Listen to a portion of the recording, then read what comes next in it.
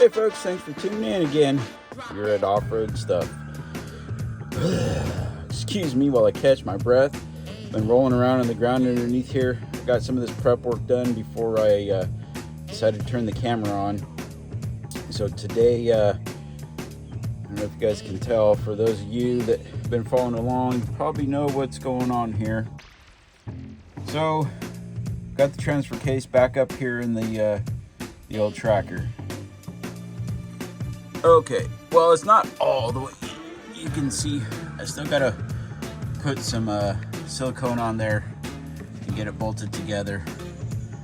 But so I tried this a couple weeks ago, and the problem is with the dual cases now it's kind of, you know, the weight's a little different. The offset of the front drive makes it so that it's not centered in weight. It wants to kind of, anyways. So let's see if I can do this here.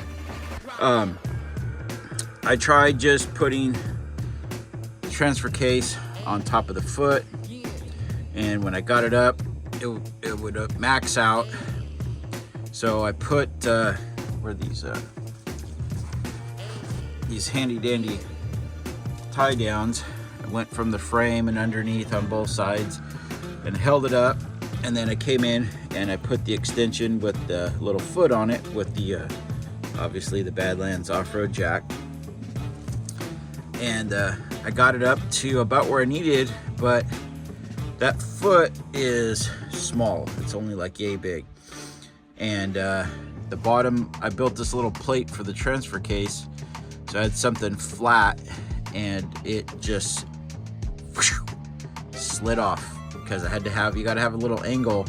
Things got to be kicked back a little bit. And anyways, that was the end of that project. And I started looking at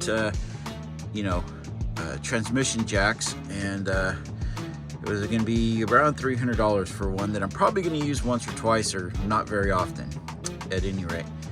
And I got a marketplace, and I found this piece right here, and it has the little rail brackets. There's a few more attachments for 50 bucks. So I was at work and I found a piece of pipe. I chucked it up in the chucked this up in the lathe, turned it down just a hair so it would fit in here, welded it on, and as you can see, I have it in here. It's close and ready to go. So with any luck, I have this thing mated up. I could put the cross member in that holds this up, get the drive line back in it, and then I could get the drive line back in it so I could get this moved. I'm still kind of up in the air on what I'm going to do, because now that I have the Jeep, and it's not that I really it's not that I like want to or not want one over the other, but you know, the Jeep is running and wheelable right now. So at this point in time, it kind of seems to make the most sense to focus on that, as far as some upgrades and stuff, just to be able to go out and have some fun and do some more wheeling, versus the tracker right now, where it just needs so much work to get it to be what I want it to be in the end. If that makes any sense to any of y'all that's got more than one project out there, that'll probably make some sense to you guys. So anyways, I'm going to turn this off, get back to it, and I'll show you guys kind of what happens towards the end. If this doesn't work, I'll let you guys know. Thanks.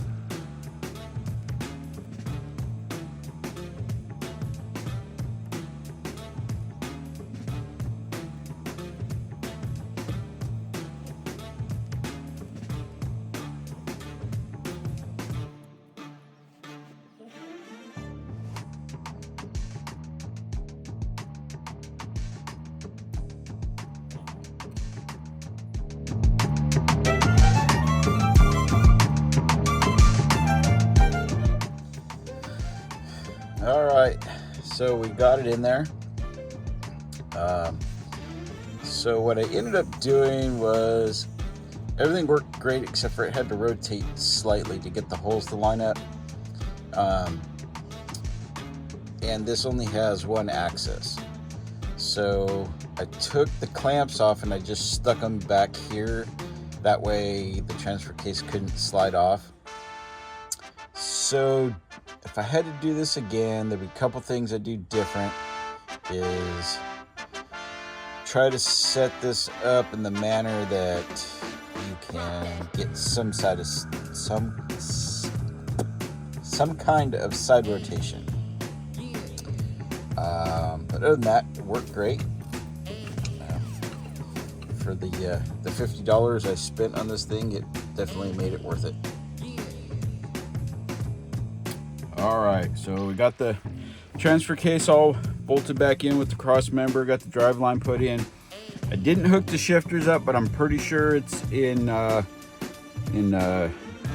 drive, or it's not in neutral. How about that? So in theory, I should be able to just start this thing, and then I can move it and get it out of my driveway.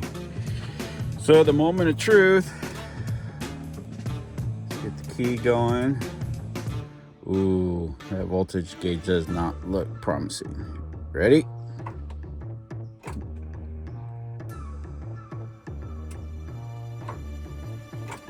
Nope, she's not gonna do it. So I'll have to pull the Jeep over here, put the jumper cables on it. All right, so we got all Reba hooked up here. Got our jumper cables to our extra battery because I can't reach all the way around. There's a tree on the other side over there.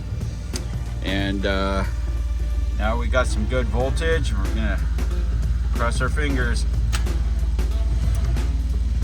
Oh, all right. We're gonna let her set for a few more minutes. All right, she started.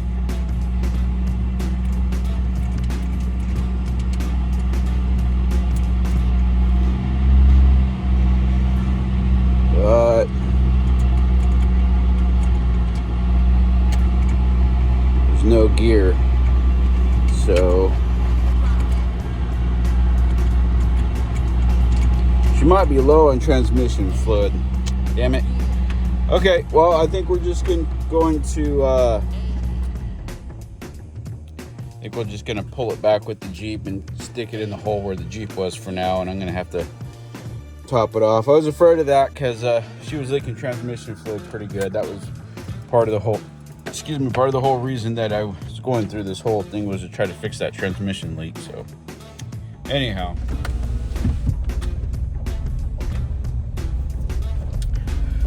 all right, well, got the tracker put away. Yeah, I think the transmission was just low on fluid. I didn't even mess with that. I was kind of tired. I'm over it. I'm gonna go run into town and go grab me some lunch, and then I don't know, get back on that another day. I got to put the shifter assembly all back together, put fluid in it, and then see where it goes from there. I think the original leak might be from the transmission pan. I do remember, and then I was looking at it and there's a little ding in it. I hit a rock one time, so I'm wondering if that's where that leak was coming from. But anyways, if you guys want to know as much as I do, stay tuned.